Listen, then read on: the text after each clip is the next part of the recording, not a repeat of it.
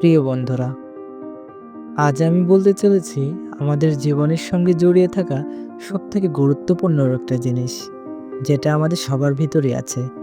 আসলে সেটার মানে আমরা হয়তো কেউ জানি, আবার কেউ জানি না। সে জিনিসটা হচ্ছে ভালোবাসা। আসলে সত্যিই কি আমরা জানি ভালোবাসা মানে কি? এর গভীরতা, ভালোবাসা কেমন হতে পারে? চলুন জেনে নেওয়া যাক। ভালোবাসা কি?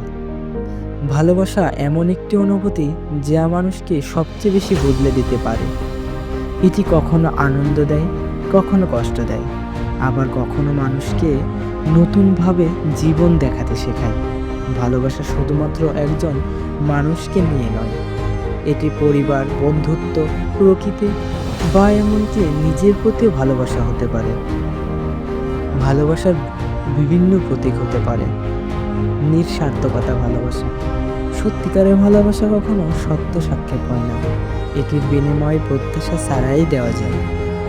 ত্যাগ ও ধৈর্য, ভালোবাসা মানে শুধু সুখ নয়, একজনের জন্য অপেক্ষা করা, তার খুশিতে খুশি হওয়া এবং তার কষ্ট সহ্য করাও ভালোবাসার অংশ। বিশ্বাস ও শ্রদ্ধা, ভালোবাসা তখনই দীর্ঘস্থায়ী হয় যখন যেখানে বিশ্বাস ও শ্রদ্ধা থাকে। ভালোবাসার বিভিন্ন রূপও হয়ে থাকে। আমরা বলি রোমান্টিক ভালোবাসা। আসলে রোমান্টিক ভালোবাসাটা কি?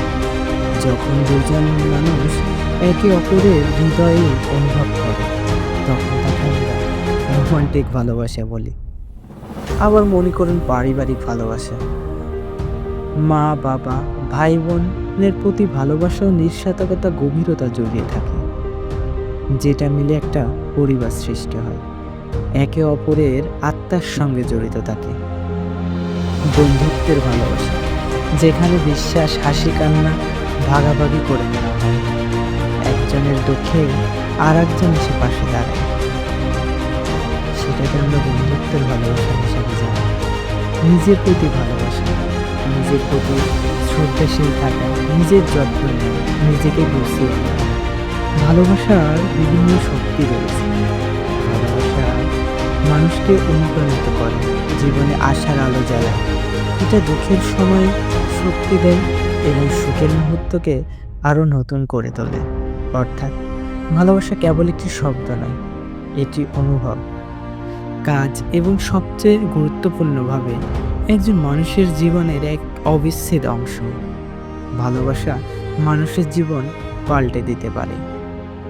ভালোবাসা মানুষকে অনেক দূর অবধি নিয়ে যেতে পারে। মানুষের জীবনে ভালোবাসা না থাকলে হয়তো মানুষ সুন্দরভাবে বাঁচতেই পারতো না।